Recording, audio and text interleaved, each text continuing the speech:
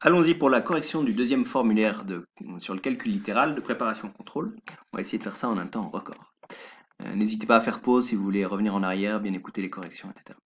Donc le premier exercice, on a un rectangle constitué de deux rectangles. On doit donner une expression qui donne son aire de deux manières différentes. Deux expressions différentes qui permettent de calculer l'aire. La première, on va faire longueur fois largeur, ou largeur fois longueur, 2x fois, et la longueur AB, elle vaut x plus 40.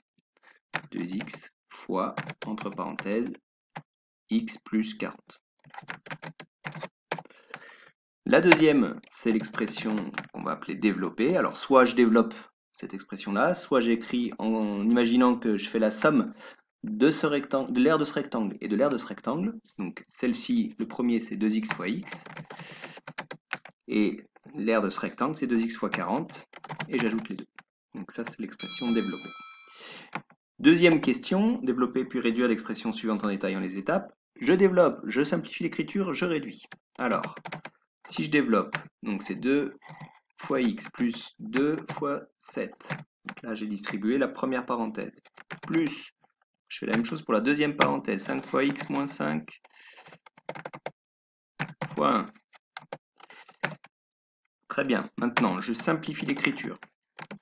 2x plus 2 fois 7, 14, plus 5 fois x, 5x, moins 5 fois 1, 5. Et enfin, je réduis en ajoutant ensemble les termes semblables. 2x et 5x sont semblables. 7x plus 14 moins 5 égale 9. Et voilà, c'est mon expression développée réduite. Troisième question, factoriser l'expression suivante, e égale 3a plus 18. Conseil, faire apparaître le facteur commun avant de factoriser. E égale 3a plus 18, c'est 3 fois a plus, alors il faudra un facteur commun, la 18 est dans la table de 3, c'est 3 fois 6, donc plus 3 fois 6. Maintenant, je factorise simplement, le facteur commun 3, je le mets devant la parenthèse, et a plus 6. Et j'ai fini. Quatrième question, donc même chose, on doit factoriser en faisant apparaître un facteur commun. F égale, mon facteur commun, ça va être P.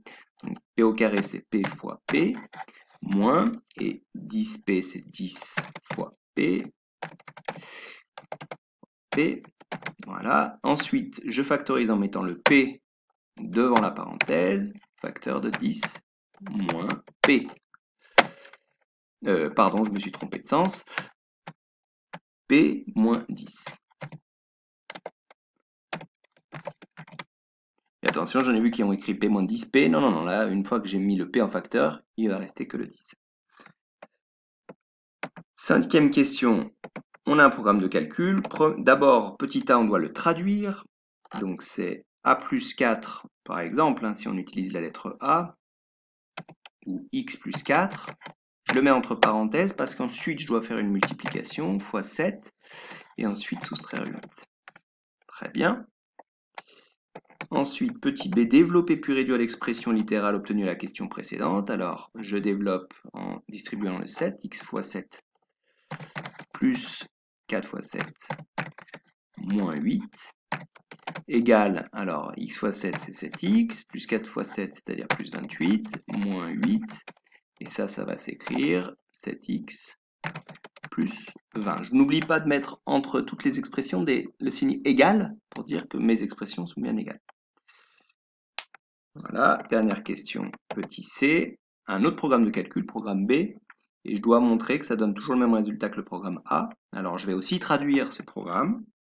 Donc là, je traduis et j'obtiens x fois 7 plus 20. Alors je ne mets pas de guillemets. Et ensuite, je simplifie. Ça va me donner 7x plus 20. Et donc là, les deux programmes donnent le même résultat,